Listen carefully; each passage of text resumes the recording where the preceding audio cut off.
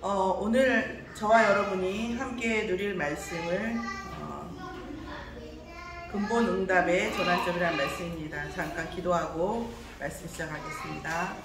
하나님 감사를 드립니다. 오늘 이 시간 갈라디아서 2장 20절의 말씀이 하나님께 질문이 되어지고 응답되어짐으로 영원한 응답 속으로 들어가는 시작점이 되어지게 역사하여 주시옵소서. 말씀을 전하는 부족한 입술에 성령 충만함을 더해 주시옵시고 말씀을 받는 전 성도의 아버지 심령이 옥토밭이 되어져서 하나님의 말씀이 그 옥토밭에 떨어져 30배, 60배, 100배 열매 맺는 하나님의 응답 속에 있도록 역사하여 주시옵소서. 감사드리며 예수 그리스도의 이름으로 기도드렸사옵나이다. 아멘.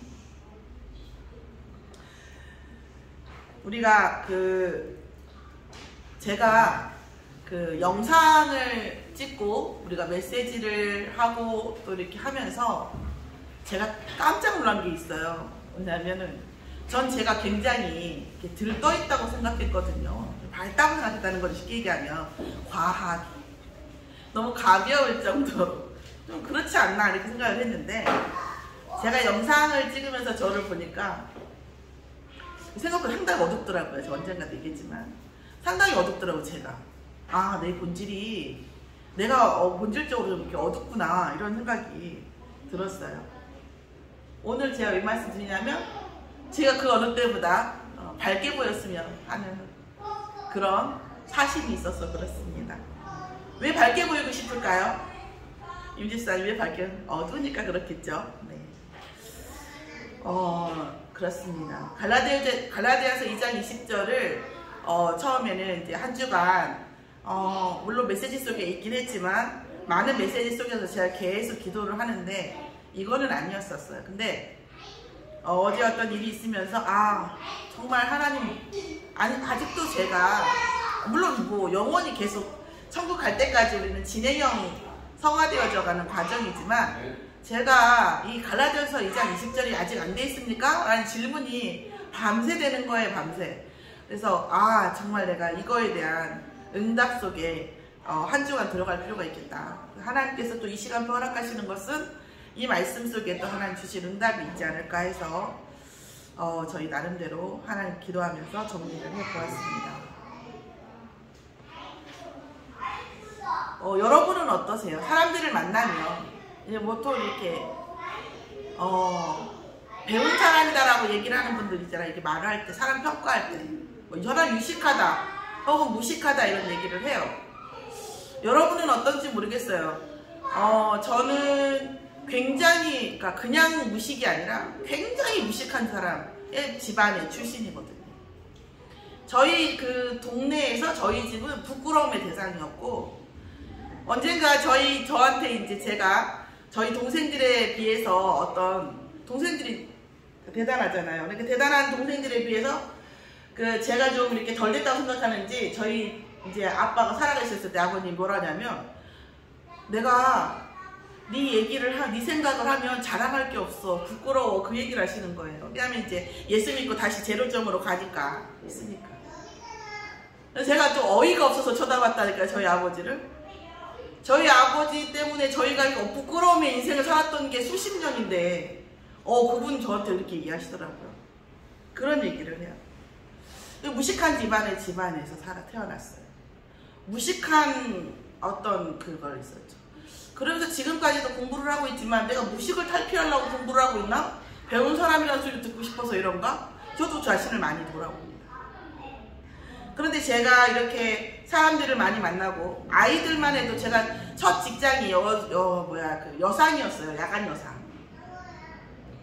언뜻 말씀드린 것 같은데 그때도 제가 컴퓨터를 담당하고 과목을 담당하고 있었기 때문에 첫 해부터 1000명부터 가르치기 시작했어요. 첫 해 1000명을 가르쳤으니 지금까지 얼마 몇천 명의 아이들을 가르쳤겠죠. 그런 것들을 이렇게 보면서 사람들을 많이 만나죠. 근데 유식한 사람과 무식한 사람의 기준에 제가 지금 복음 안에서 어떻게 보면 몸부림치면서 돌아보는 것은 유식한 사람과 무식한 사람의 차이는 뭐가 머릿속에 얼마 들었나 우리는 모르잖아요. 그러면 어떻게 보면 제가 이제 장사, 우리 장모님 장사하시는 분들 많이 계시는데, 장사 입장에서 보면 저는 굉장히 무식한 사람이죠. 그 기준으로 보면. 또 제가 수학을 좀 가르치잖아요. 수학을 가르치는데 수학을 가르치는 거 입장에서 여러분 다 저보다는 무식하다고 볼 수 있죠. 기준이 많단 말이에요. 근데 일반적으로 사람이 전체적으로 이제 어떤 사람은 무식하다 기준을 놓을 때 제가 제 소견으로 봤을 때는 저는 그렇게 판단합니다. 여러분 조심하세요. 제가 그럴지도 몰라요. 판단할지도 몰라요. 어떤 사건이 생겼을 때 남을 돌아보는 사람이 있고 나를 돌아보는 사람이 있어요. 어떤 사건이 생겼을 때 이 사건은 쟤 때문이야. 어떤 사건이 생겼을 때 남을 분석하는 사람이 있어요. 그런데 어떤 사건이 생겼을 때 나를 분석하는 사람이 있어요. 내가 어떤 부분에 대해서 이 부분에 대한 나의 어떤 부분 때문에 이 문제가 왔을까?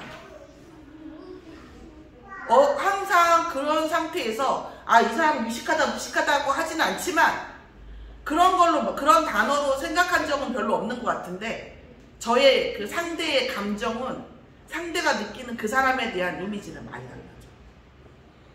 또 하나는 하나님께서 제가 복음 안에 있으면서 메시지 쭉 듣는데 저희 가문 안에서는 배울 것이 너무 없는 거예요. 그러니까 저희는 3남매가 전부 인생을 책으로 배웠어요. 그러니까 우리 큰동생 같은 경우 21살에 책을 자기가 10,000권 읽은 것 같다고 얘기를 하더라고요. 그런데 내 안에 우리가 가문에 배운 게 있고 굉장히 좋은 게 있으면 그거를 섞었을 텐데 본인들도 워낙에 없으니까 자기가 이제까지 배웠던 상식이나 이런 것들은 완전히 제로점에 놓고 책에서 읽은 내용 중에 정말 중요한 부분이다 맞다라고 하는 것들은 다 받아들이는 거예요. 그러다 보니까 약간 저희 가문과는 약간 다른 인격체가 됐죠. 완전히 그걸 제로화시키고 완전히 다시 입히는 거예요. 그러면서 항상 뭘 생각하냐면 우리가 나를 돌아보는 거예요. 우린 돌아볼 수밖에 없어요. 가진 게 없으니까. 근데 이런 말들, 이런 것들, 나를 돌아보는 것과 남을 돌아보는 것들, 또 문제가 생겼을 때에 진짜 강한 사람은요, 문제가 생겼을 때에 그것에 대한 그러니까 저는 좀 그게 있거든요. 조금 있습니다. 호들갑이 없어요. 정말로 호들갑 없어요. 어떤 문제가 생겨도 딱 그것에 대한 그거를 통찰합니다. 적어도 우리가 근데 인간적으로도 그런데 복음 안에서 기도하면서 통찰합니다. 어떤 문제가 생겨도 이런 부분들을 보는 거를 볼 수가 있어요. 근데 이런 걸 저는 이제 어떻게 이런 걸 받았냐? 저 역시도 마찬가지죠. 항상 저는 어떤 세상을 살아가는 올바른 방법, 어떤 것들에 대한 그런 것들이 굉장히 목말라 있었기 때문에 사실은 이제 아까 찬양을 하신 유목사님 김목사님 메시지 속에서 저는 되게 많이 받아들였어요. 그리고 제가 나름대로 묵상하면서 많이 이렇게 깨우쳐진 부분이에요. 지금도 너무 부족하지만. 근데 제가 이제 우리 그 다락방이 2단 시비 걸었을 때 저희 어머니가, 친정 엄마가 뭐라 하시길래 제가 딱 한마디 그 말 했죠. 그 다음부터는 뭐라 안 하셔요. 왜요? 엄마도 알지. 내가 이 목사님 만나서 사람 된 거. 말 안 해. 그 뒤로는 이 말이 없어. 더 이상 얘기하지 마라. 내게 아버지 같은 분이라고 했어요. 요즘도 얘기를 하세요. 시비가 생겼을 때에 이제 말씀. 물론 복음 예수가 그리스도니까 가능한 겁니다. 예수가 그리스도가 안 되면 가능하지 않아요. 불가능합니다. 이걸 뒀다겠어요? 어떡하겠어요? 그럴 수가 없어요. 자, 뭐라 하시냐면 문제가 생겼냐, 시비가 걸렸냐, 손해보는 편에 서라. 어떤 부분에 대해서 논쟁이 됐냐, 상대편에 서라.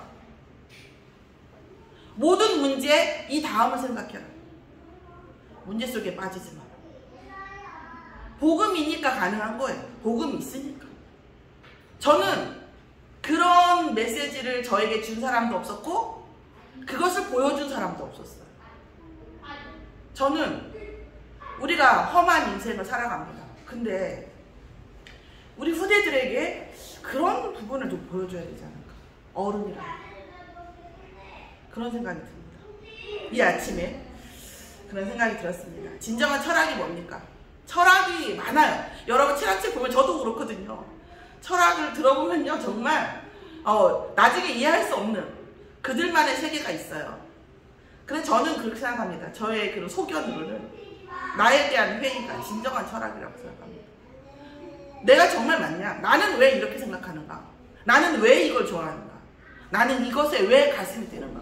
나는 이것에 왜 냉담한가? 이런 나에 대한 회의가 사실은 진정한 철학이라고 생각합니다. 아무리 세상적인 것들 철학을 알아도 나에 대한 회의가 없으면 그 사람은 철학자는 아니라고 생각해요. 제 소견입니다. 여러분에게 강요하진 않아요. 한번 생각해 보시라고 하는 겁니다. 오늘 메시지가 뭐예요? 근본 응답의 전환점이에요. 하나님께서 갈라디아 2장 20절을 저에게 말씀을 주셨을 때에는 사실은 제 안에 많은 것들이 들어가 있어요. 그런데 하나님은 냉담하게 저에게 다른 은혜를 주시더라고요. 그래서 이 말씀을 드리려고 2장 20절을 붙잡은 건 아니에요. 그런데 메시지를 붙잡고 기도하다 보니까 하나님 나의 감정과 나의 상황과 아무 상관없이 담담하게 이 메시지를 주시는 거예요. 결국 성도가 하나님의 자녀가 정말 그때그때의 응답이 아니라 진짜 샘의 근원, 응답을 받을 수밖에 없는 흐름 속에 있어야 되지 않겠냐, 이런 메시지를 주셨습니다. 그럼에도 불구하고 하나님의 자녀가 버릴 수 없는 게 있다는 거죠. 서로는 버리기가 매우 힘들어요. 매우 귀여워. 그러니까 저는 사실은 지금은 제가 좀 이렇게 저기 하긴 한데 지금은 별로 재벌 아들들 몇십억 있다는 사람들 별로 부럽진 않습니다. 그냥 부러운 게 아니라 솔직히 말해서 좀 불쌍한데 그렇게까지 얘기하면 너무 허황될 것 같아서 믿음이 안 가실 것 같아서 그렇게 말하기 어려울 정도로 저는 그렇습니다. 버릴 수 없는 것에 잡혀있기 때문에 그 다음을 볼 수 없는 사람들.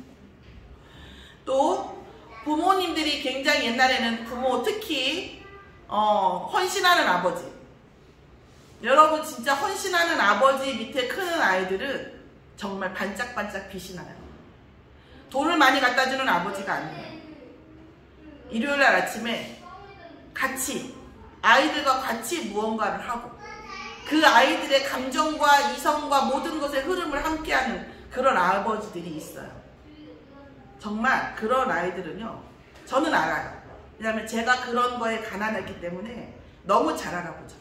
내가 돈이 너무 갈급하면 돈 있는 사람 딱딱 보이듯이 그런 아이들은요, 그런 아버지가 있었던 집 아이들은 진짜 반짝반짝 빛이 나요. 자, 그런데도 불구하고 지금은 부럽지 않아요. 왠지 아세요? 그 아버지가 좋았던 아버지가 준 그 영적 문제 버릴 수가 없거든요. 버릴 수 없는 것들이 사람에게 있어요. 여러분에게 제가 뭘 버리라 말아 말씀하는 게 아니라 하나님 앞에서 하나님 내가 무엇을 버려야 합니까? 라는 고백이 안 되어지면 갈라디아서 2장 20절은 안 돼요. 여러분 집안 정리 해보셨죠? 집안 정리하면 어떻게 되죠? 집안 정리하면 어떻게 되죠? 일단 쑥대밭이 되죠. 왜요? 드러내야 되니까. 드러내야 되거든요. 드러내야 뭔가를 넣을 수 있어요. 우리가 갈라디아 2장 20절을 그렇게 좋아하진 않아요.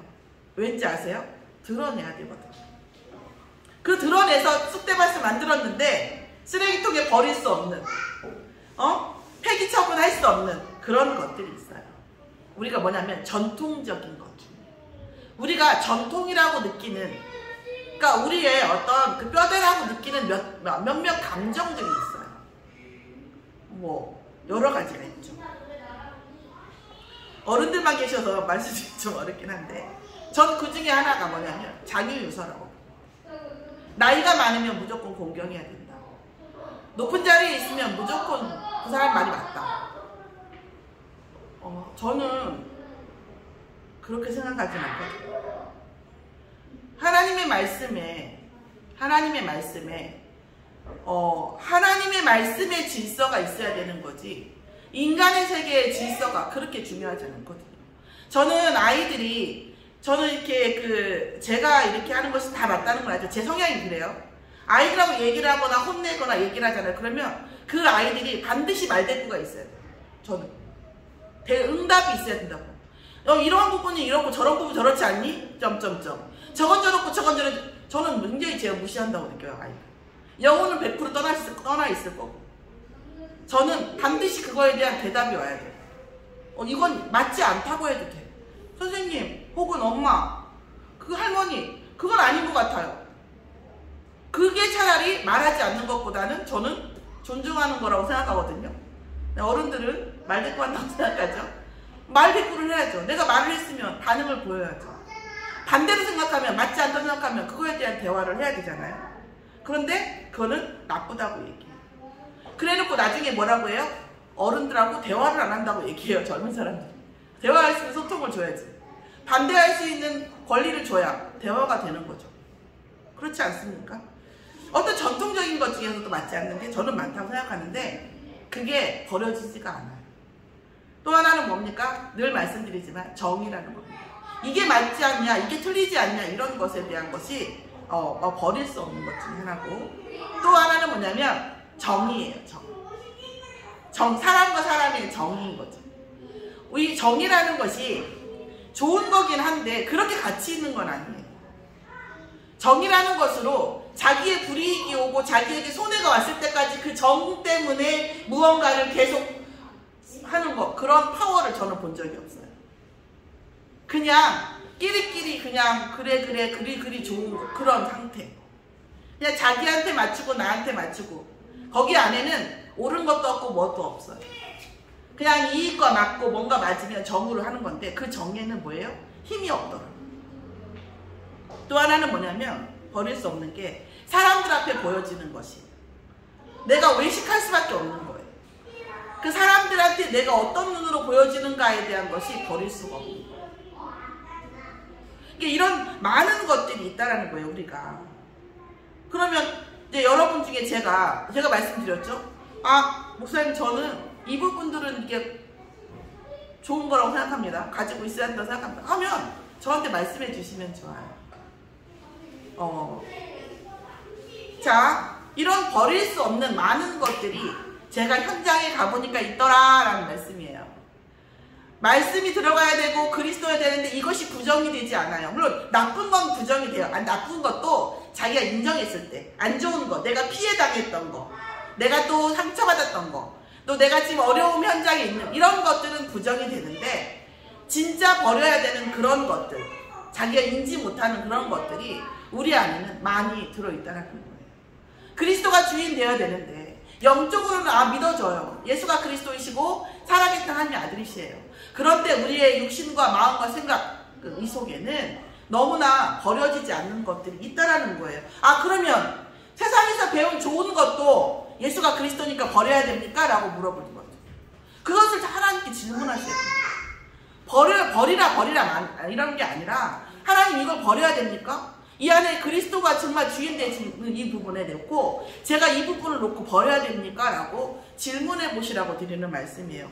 내가 그렇게 생각하니 여러분도 그렇게 생각하세요, 이게 아니라 목사님 서로 예배 속에서 나온 이 말씀이 하나님 내게도 포함됩니까? 하고 질문해 보시라고 말씀을 드리는 겁니다. 우리가 하나님을 마음으로 믿고 입으로 시인해서 어떻게 됩니까? 구원받은 신분이 되어져요. 이 신분은 하늘과 땅이 통일되어지며 우리의 시공간이 바뀌며 우리의 영원한 신분이 바뀌는 하나님의 자녀가 되는 어마어마한 역사입니다. 우리가 정말 옛날 개똥밭에 굴러도 이승이 났다고 하지만 그럴까요? 우리는 어떤 인생을 살아도 그 인생이 끝나고 나면 하나님 자녀로 하나님 나라에 들어가는 신분입니다. 자, 우리의 구원받은 신분은 우리의 운명을 뛰어넘고 우리의 영적 그런 모든 것들이 바뀌는 신분이에요. 자, 그런데 또 뭐라고 얘기하셨냐면 고린도후서 5장 17절에 우리가 새로운 피조물이 됐다고 말씀하셨어요. 자, 우리가 창세기 1장 27절에 뭐라고요? 하나님의 형상대로 사람을 창조하시되, 창세기 1장 28절에 뭐예요? 모든 것을 다스릴 수밖에 없는 과야 왕권을 주셨어요. 근데 여러분 다스리고 계십니까? 못 다스렸단 말이에요. 우리 아버님도 엄청 사람이 못나서 그런 줄 알았더니 그게 아니야. 하나님의 형상이 떠났기 때문에 자신은 나름대로 사는 건데 그렇게 산 거야. 지금 복음 깨닫고 바로 가서 다락방이죠. 나는 아빠가 나쁜 놈인 줄 알았다 그랬더니 그게 아니더구나 이렇게 말씀을 드렸을 때 30몇 년간 딸을 키워서 이렇게 보람 있었던 날은 없었다고 그러시면서 6개월 동안 다락방을 받으셨어요. 너무 행복하다, 너무 좋다고. 그러고서는 전기사고로 돌아가셨다는. 다락방 안 했으면 어쩔 뻔했어요. 그죠?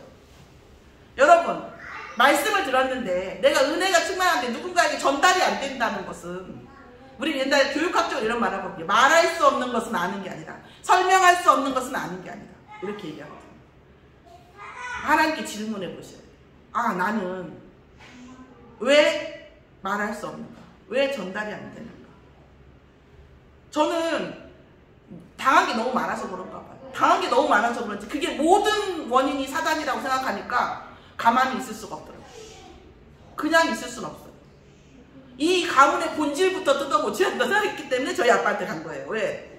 제일 본질, 저희 살아있는 사람 중에 제일 본질이잖아요. 가서 영적 배경을 바꾸셔야 된다. 그래야 가문의 배경이 바뀐다고 하면서 다락방을 했던 새로운 피조물. 하나님, 그런데 뭐예요? 그 그리스도의 형상, 아니 하나님의 형상이 고린도후서 4장 4절에 뭐라고 했어요? 하나님의 형상은 그리스도라. 창세기 3장으로 하나님의 형상이 떠났어요. 영이 죽었어요. 그래서 우리가 뭐예요? 불순종의 아들들 속에 있었어요. 그러니까 당연히 어떤 인생이 오겠어요? 불순종의 아들들의 인생이 오는 거죠. 자, 그 속에 있어요. 그 아수라장 속에서 우리가 사는 거예요, 세상이. 그런데 하나님께서 뭐예요? 예수 그리스도를 마음으로 영접하면 하나님의 형상이 회복되어지고 다시 다스리는 권세가 우리에게 있다는 거예요. 그럴 신분이라는 거예요. 그럴 수 있는 신분이에요. 왕권을 가진 신분이에요. 회복된 왕권이 있는 신분이에요. 그 신분은 뭐예요? 누가복음 20장 36절에 보면 뭐라고 해요? 천사와 동등하고 부활의 자녀며 하나님의 자녀라고 나와있어요. 영원한 신분이에요. 하나님의 자녀. 마귀의 권세 아래가 아니라 하나님의 권세 아래에 있는 하나님의 자녀. 마귀의 권세인데 권세 아래에 있는 거고, 하나님의 자녀는 하나님의 상속자, 양자, 아들, 이런 개념이에요. 하나님의 유업을 받을 자, 그런 거죠.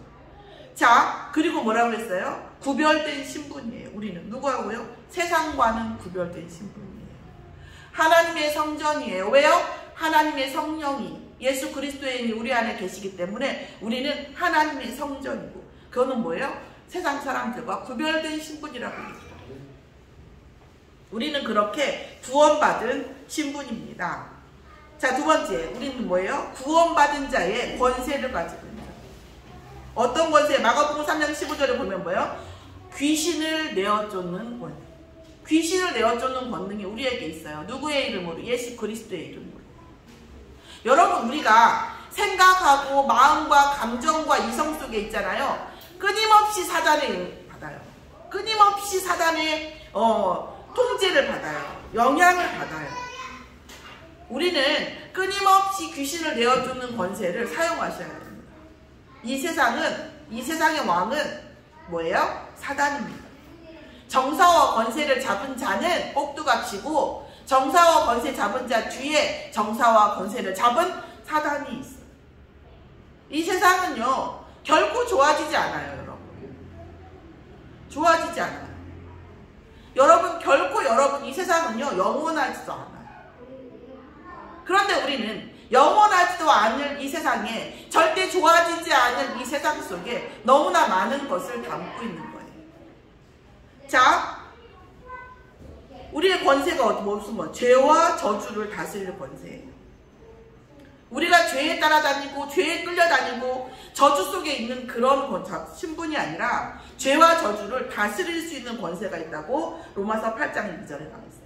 생명의 성령의 법이 뭐예요? 죄와 사망의 법에서 우리를 구원하겠다.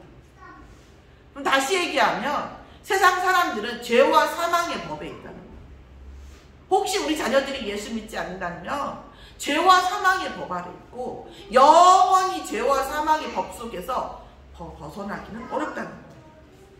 자, 또 하나는 뭡니까? 어두움을 결박할 권세가 있어요. 자, 우리 아이들에게, 우리 자신에게요, 어두움이 있습니다. 그 어두움은요, 굉장히 항존적으로 느껴져요. 어떻게 할 수 없는 어두움 같이 느껴져요? 아니요. 그 어두움의 실체가 어디에서 온다고요? 사단에게서 옵니다. 그래서 제가 잘못 적였는데 누가복음 10장 19절에 누가복음 10장 18절 19절에 뭐라고 나와 있어요? 누가복음 우리 10장 18절 19절 한번 볼까요?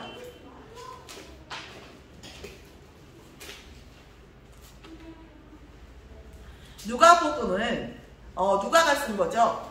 사도행전도 누가가 쓴 겁니다.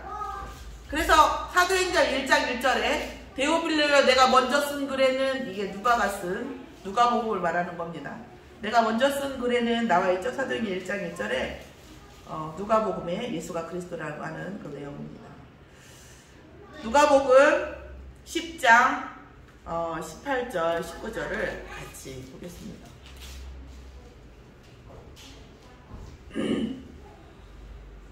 자, 예수께서 같이 읽겠습니다. 예수께서 이르시되 사탄이 하늘로부터 번개같이 떨어지는 것을 내가 보았노라. 내가 너희에게 뱀과 전갈을 밟으며 원수의 모든 능력을 제어할 권능을 주었으니 너희를 해칠 자가 결코 없으리라. 아멘. 자, 하나님께서는 예수 그리스도의 이름으로 우리를 사단의 권세 아래 두지 아니하시고 사탄을 결박시킬 권세를 주셨어요. 그러면 우리에게 어려움이 하나도 없겠네요. 우리에게 일어날 일들이 다 아니겠네요. 그런 얘기가 아닙니다. 자, 어떤 우리가 사단이 시작되어진 어떤 사건과 모든 일이 안 일어나, 물론 해결이 되기도 해요. 그게 중요한 게 아니라 우리가 사단을 계속 결박하고 있으면 그 문제가 저주의 문제가 아니라 축복의 문제가 된다는 거예요. 자, 우리의 그 사건의 본질이 달라져 버리는 거죠. 본질은 저주였는데 결국 결과는 축복이 되어지는 거예요. 그렇게 되는 거죠. 그러면 모든 일이 스탑되어지면 세상이 다 정지화면이 돼 있길래요? 그렇게 되진 않아요. 세상에 문제가 지속되는 것 같고 어떤 그 사건이 지속되는 것 같지만 결국 여기서 흑암을 꺾고 그 사단의 본질, 죄와 어두움의 본질이 사라지고 결박되어지면 그 문제는 결국 축복의 통로가 되는 것입니다. 그래서 어두움을 결박할 권세가 우리에게 있는 거죠. 자, 그래서 문제가 오는 게 응답인 게 더 축복인 게 뭐냐면 그 문제 때문에 우리가 더욱더 결박하고 그 문제 때문에 오히려 응답이 오는 일이 생기기 때문에 그래요. 하나님의 군대를 동원할 권세가 있습니다. 자, 하나님의 군대에 천군 천사가 언제 동원됩니까? 하나님의 자녀가 말씀 붙잡을 때, 하나님의 자녀가 영적 전쟁이 일어날 때, 하나님의 자녀가 전도 현장에 있을 때 하나님의 군대가 동원되어지면서 뭐라고 합니까? 히브리서 1장 14절에 하나님의 자녀를 수종두는 천사라고 말씀했어요. 하나님의 자녀가 움직이고 하나님의 자녀가 기도할 때 하나님의 군대가 움직입니다. 우리가 이것을 모르고 사는 것과 신분과 권세를 알고 사는 것은 다르겠죠. 자, 사단의 소원이 뭐겠습니까? 사단의 소원. 사단은 처음부터 거짓말쟁이요, 살인한 자요, 욕심이 한도 없고, 그렇죠? 그래서 우리 하나님 자녀를 뭐예요? 멸망하게 하고 죽이는 것밖에는 관심이 없어요. 자, 여러분 드라마나 영화 보시죠? 보시면 어떻게 해요? 악인들의 조직을 보면 어떻게 해요? 죽이다가 결국 뭐예요? 저도 죽어요. 죽이고 죽이는 것이 사단의 목적이죠. 하나님은요, 살리고 살리는 게 하나님의 목적이죠. 그래서 하나님의 사단의 소원은 뭡니까? 불신 상태에 매이는 것입니다. 에베소서 2장 1절 3절에 보면 나와 있죠. 불신 상태예요. 불신자 상태는 불신자여서 그렇게 되는 거지만 불신 상태는 신자임에도 불구하고 내가 가지고 있는 모든 불신 상태를 놓지 않고 하나님의 자녀의 신분과 권세를 못 누리면 불신 상태가 되는 거예요. 불신자 상태가 아니라. 신자는 신자인데 상태가 불신 상태. 똑같아요. 그래서 뭐예요? 신분과 권세를 잇는 것이 사단의 소원이죠. 그래서 문제와 사건 속에서 계속 사단은 너의 신분과 권세를 잊어버려. 그리고 염려와 근심을 통해서 뭐예요? 불신 상태에 빠져라. 이게 사단의 소원이죠. 그리고 뭐예요? 하나님 나라의 일과 너무 사건과 문제와 일 속에서 있다 보니까 하나님 나라의 일과 상관없는 성도의 삶이 되는 거예요. 그 제가 처음에 그 신앙생활 할 때 그렇게 살고 있더라고요. 문제가 끊임없이 터져요, 여러분. 끊임없이 뭐 음주사, 뭐 사건, 뭐 이런 거는요, 그냥 그건 껌이고요. 문제가 계속 터져요, 계속. 나중에 보니까 뭐예요? 저로 하여금 신분과 권세를 놓치고 하나님 나라의 일과 상관없이 살게끔 하는 사단의 전략이었더라고요. 그리고 저는 어떻게 하냐? 하던 대로 복음 받기 이전과 똑같이 계속 그걸 처리하러 다니는 거예요, 계속. 어느 순간 그걸 깨닫고 뭐예요? 내가 뭘 했구나, 제가. 스탑 했죠. 스탑. 멈췄어요. 안 처리해요, 이제부터. 죽으면 죽으리라. 스톱. 훈련요? 보통 훈련 집회에 있으면 무조건 열이 40도 이상 올라가요. 제가 지지난주에 전주 다락방 가는데요. 또 열이 40도 이상 올라가요. 머리가 말할 수 없이 아파요. 아침까지는 아무렇지도 않아요. 하루 이틀, 알아요, 저는. 내가 그럴 줄 알았어요. 왜요? 사단이 의지를 못 바꾸니까. 뭐래요? 몸으로 치는 거예요. 제가 오면서 내려가면서, 가면서요, 중앙선을 몇 번을 넘었는지 몰라요. 솔직히. 그러니까 그 한계를 넘치는, 제 한계를 사단이 알잖아요. 중앙선은 4-5번은 넘었을 거예요. 10번은 아닐 뻥이고 4-5번은 진짜 넘었어요. 죽으면 가다 죽는 거죠. 그럴 때가 많아요. 자, 하나님 나라의 일과 상관없이 살으라고 사단은 계속 몰고 가요. 자, 질문을 해봐요. 저는 결론을 내는 게 아니에요. 여러분, 질문을 해볼 필요가 있습니다.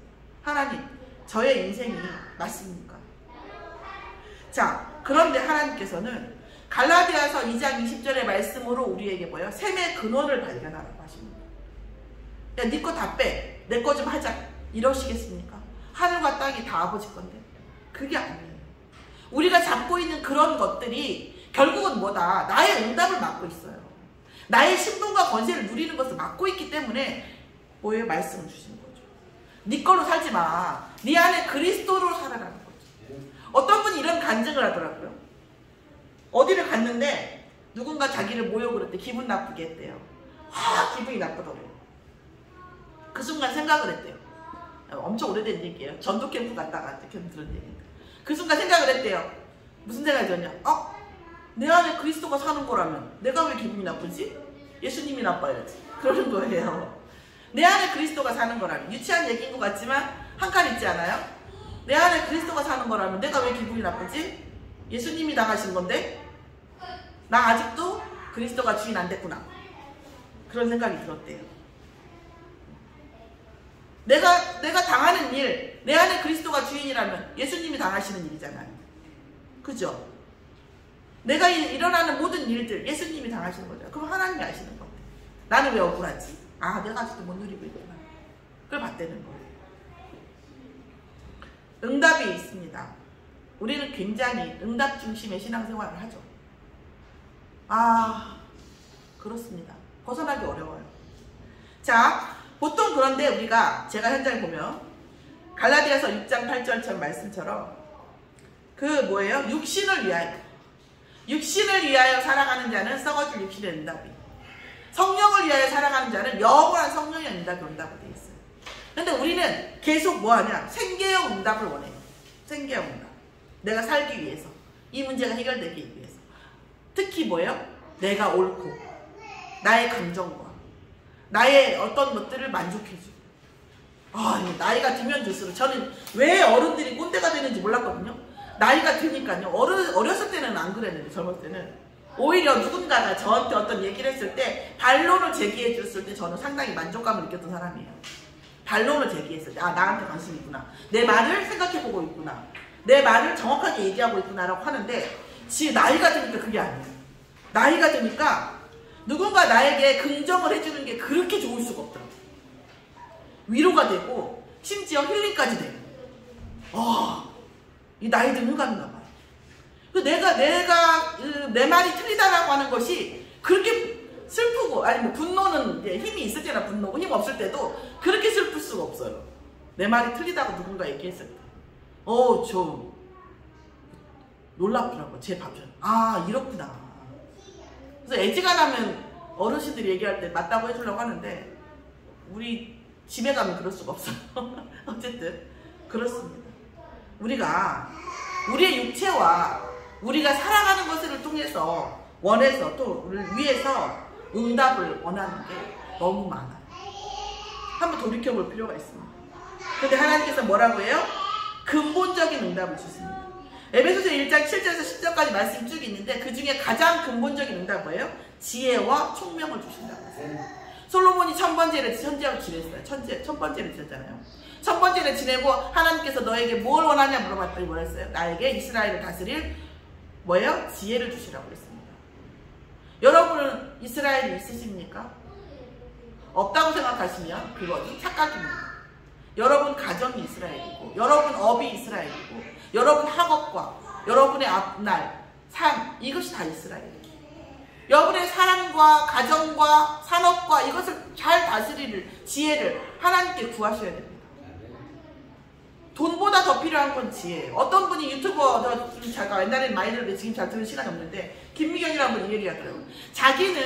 본인은 미래에 돈을 벌고 있다. 미래에 돈을 버는 행위가 뭐냐? 공부하는 거라고 생각한다. 지금 돈을 버는 것보다 시크릿 아까 써니인가 하여튼 30억의 빚을 유럽에서 져가지고 졌다가 지금 몇백억대 부자를 받던 지금 캠인가 갑자기 생각 안 나. 캠인가 하여튼 있어요. 그분이 얘기를 하는 거예요. 자, 1000만 원이 아무것도 없고 지금 1000만 원밖에 없어. 그럼 뭘 해야 되냐고 물어보더라고요. 아무것도 없고 1000만 원 있으면 뭐 해야 됩니까? 어디에 투자해야 됩니까? 이렇게 하면서 그러니까 그분이 딱 그래요. 1000만 원이 만약에 아무것도 없고 정말 1000만 원밖에 없다면 자기는 공부하라고 하겠다고. 공부하라고. 내가 투자를 하고 막 이런 게 아니라 비트코인이 뭔지, 주식이 뭔지, 미래가 어떻게 되는지 그러면서 뭘 찾아요. 지금은 잘 안전이 안 보이는데 미래에는 반드시 있을 그것을 찾아내겠다고. 그걸 공부하겠다. 미래에는 반드시 있는데 지금은 안 보여. 그걸 찾아내겠다고. 자, 제가 공부하라고 여러분한테 드리는 말씀이 아니에요. 하나님의 일에는 없겠습니까? 사람의 일에도 이렇게 얘기하는데. 자, 우리가 뭘 하면 그게 뭘까요? 언약입니다. 반드시 미래에 하나님 분명히 하실 거예요. 근데 지금은 잘 안 보여. 그게 내 인생과 관련이 있는 언약을 찾아내시면 제가 아까 찾아가신 그 목사님 메시지를 좀 빌리자면 뭐라면은 기도 안 해도 돼요. 여러분, 내가 혼자서 만약에 서울을 간다고 하면 한 발이든 두 발이든 걸어가야 돼. 걸어가든 자전거를 타든 어쨌든 가야 돼. 그러나 내가 서울 가는 기차를 타고 있으면 자고 있든 누워있든 엎어져 있든 딴 생각을 하든 나는 서울을 가고 있어요. 그래서 애들 찬양이 어린 찬양이 랩넌 찬양이 있어요. 언약의 기차라고 있는 거예요. 여러분 언약이라는 게 그런 거예요. 내 인생이 하나님의 언약 속에 있으면 내가 자든 뭘 하든 사실 뭐 자고 있어도 하나님이 또 몰아가시고 생각나게 하시고 지혜를 주시긴 합니다만 내가 무엇을 하든 그것을 응답 속으로 가요. 내가 뭘 달라고 안 해도 돼요. 하나님의 언약이 그거예요. 미래에는 반드시 성취될 건데 지금은 안 보여. 근데 내 안에 있어요. 그걸 발견하는 게 기도예요. 하나님 이거 해주세요. 저거 해주세요. 미래를 바꿔주세요. 이 문제 해결해주세요. 할 때도 있어요. 생계형으로 죽일 수는 없으니까. 그러나 어떻게 일일이 다 그걸 기도해요. 여러분은 부지런하셔도 저는 불가능하거든요. 오늘 우리가 생계형 응답에서 벗어나. 생계형도 필요해요. 안 필요하다는 건 아니에요. 그러나 우리가 진짜 하나님과 근본적인 언약이죠. 오늘 그러려면 어떻게 된다? 그러려면 갈라디아서 2장 20절의 말씀이 내게 성취되도록 응답받으셔야 됩니다. 생계형 응답을 안 받아야 된다는 게 아니라 그것을 넘어서서 근본적인 응답. 진짜 내 업과 내 가문과 내 산업과 우리 자녀들의 학업 모든 것에 뭐예요? 다스릴 만한 왕권이 회복되어진 지혜와 총명을 달라고 근본적인 응답을 받으셔야 되고 지금 보이지 않지만 하나님께서 반드시 인생을 이루실 언약, 내 인생을 통해 이루실 그 언약을 발견하시면 사실은 모든 사건도 다 보여요. 아, 이게 그 언약으로 가는 그 과정이구나.